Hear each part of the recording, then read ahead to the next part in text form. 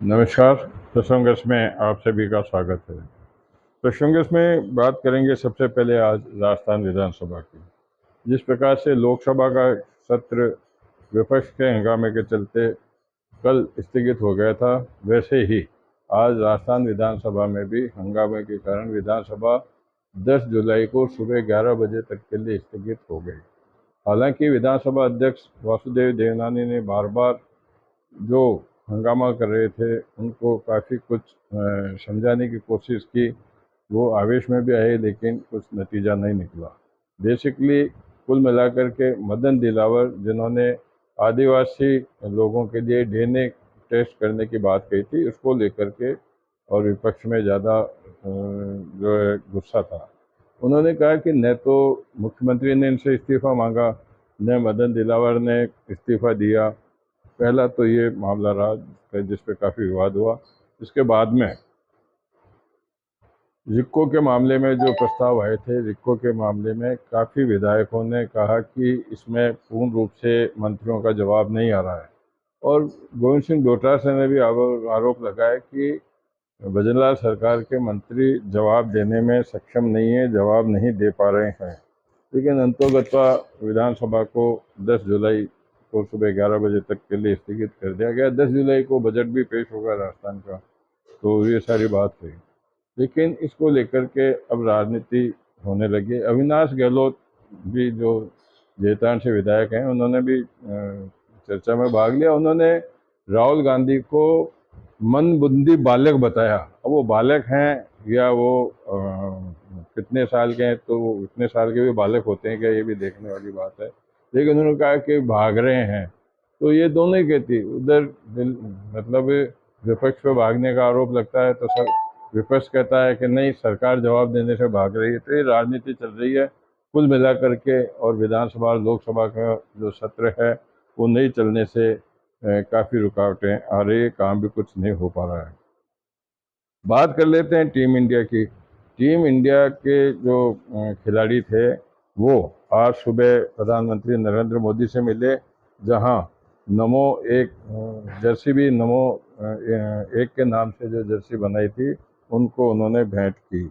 और आज शाम को बॉम्बे के मेरिन ड्राइव में भी ज़बरदस्त इनका जो उत्साह देखने को मिला लोगों का। जब ये मेरिन ड्राइव से निकले तो काफ़ी संख्या में, हजारों की संख्या में लोगों ने खुशी जाहिर की।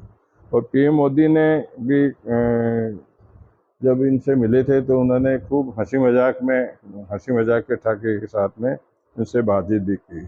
बात कर लेते हैं हेमंत सोरेन की। हेमंत सोरेन को 100 झारखंड के मुख्यमंत्री, आपको पता बताने की जरूरत नहीं है। 156 दिन पहले जब उनको राजभवन से गिरफ्तार किया गया था, वहीं 156 दिन बाद आज उसी राजभवन में उन्होंने मुख्यमंत्री की पुनः शपथ ले ली। हालांकि पहले ये चर्चा थी कि 7 जुलाई को शपथ लेंगे, लेकिन उन्होंने राजनीति में ढिलाई देना उचित नहीं समझा और अब उन्होंने जो है आज वापस शाम को 5 बजे मुख्यमंत्री की शपथ ले ली। प्रधानमंत्री नरेंद्र मोदी 8 जुलाई से 10 जुलाई तक रूस और ऑस्ट्रिया की यात्रा पर जाने वाले हैं, जिसको लेकर के कांग्रेस के जयराम रमेश ने तंज कसा है। उन्होंने कहा है कि प्रधानमंत्री विदेश दौरे पे जाने से पहले एक बार मणिपुर तो जाकर के आवें। तो ये भी एक राजनीति की बात हो गई। इसके साथ साथ में बात कर लेते हैं हाथरस की। हाथरस में जो हादसा हुआ था परसों, उसको लेकर के हालांकि पुलिस ने काफ़ी कुछ शिकंजा कसा हुआ है, लेकिन सबसे बड़ी बात है कि जो बाबा थे, हरिहर बाबा, उनके खिलाफ जो एफआईआर में उनका नाम नहीं है।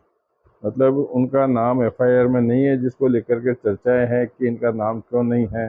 तो अप्रत्यक्ष रूप में माना जाए तो विपक्ष कहता है कि कहीं न कहीं सरकार से इनका कोई तालमेल है। ये चर्चाएं हैं, मैं नहीं कह रहा हूँ। लेकिन आज 6 लोगों को गिरफ्तार कर लिया गया और मुख्य आयोजक को गिरफ्तार करने के लिए, उसकी तलाश करने के लिए उनको 1 लाख रुपए का इनाम घोषित किया गया है। तो बात कर लेते हैं लालकृष्ण आडवाणी भी पिछले दिनों भी अस्पताल में भर्ती थे। उनको यूरोलॉजी की कोई दिक्कत है। उस समय ठीक होने के बाद में उनको डिस्चार्ज कर दिया गया था, लेकिन कल बुधवार रात को अचानक उनको फिर वही यूरोलॉजी की प्रॉब्लम आई तो उनको अस्पताल ले जाया गया, जहां आज उनका उपचार हुआ। उपचार होने के बाद में डॉक्टर विनीत सूरी की देख रेख में उपचार हुआ और उनको आज फिर वापस डिस्चार्ज कर दिया गया। अपोलो अस्पताल में उनको भर्ती कराया गया था इस बार। भाजपा के प्रदेश अध्यक्ष सीपी जोशी ने आज भाजपा कार्यालय में एक बहुत बड़ी बैठक ली, जिसमें प्रदेश के काफ़ी पदाधिकारी वहां मौजूद रहे।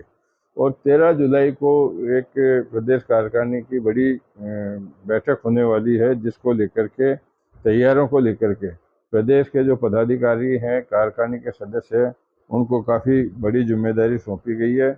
और समझा जाता है कि यह उस दिन 13 जुलाई को बीजेपी मुख्यालय पर बहुत बड़ा भव्य और दिव्य कार्यक्रम होगा। तो ये कुल मिलाकर के ये सारी चर्चाएं हैं। बारिश की बात अगर करें तो बारिश का दौर हालांकि दिल्ली और एनसीआर में कुछ आज रहा, लेकिन कुल मिलाकर के अब बारिश ने कई जगह पर विराम ले लिया है। हालांकि मौसम विभाग ने कई क्षेत्रों में बारिश की घोषणा की थी, लेकिन फिलहाल बारिश वहाँ नहीं हुई। राहुल गांधी की बात करें तो राहुल गांधी भी आज एक स्थान पर थे जहां उन्होंने गरीबों के लिए, जो हाथ करदा वाले जो श्रमिक हैं, उनको लेकर के उनके प्रति काफ़ी संवेदना व्यक्त की कि असली मेहनती ये हैं, उनको पूरा श्रेय, उनको जो मेहनत है उसका मेहनत का फल इनको मिलना चाहिए। तो कुल मिलाकर के यही सारी जो चर्चाएं हैं। अभी चलते चलते बात आई है कि जो राजस्थान के मुख्य सचिव हैं सुधांशु पंत, आज वो अचानक दिल्ली दौरे पर निकल गए हैं। अब किस वजह से गए हैं ये कुछ पता नहीं चला, लेकिन आज शाम को वो हवाई मार्ग से दिल्ली निकल गए। तो कुल मिलाकर के आज की यही चर्चाएं प्रमुखता से है। कल फिर नई चर्चाओं के साथ मैं आपके सामने उपस्थित होऊंगा। तब तक के लिए नमस्कार।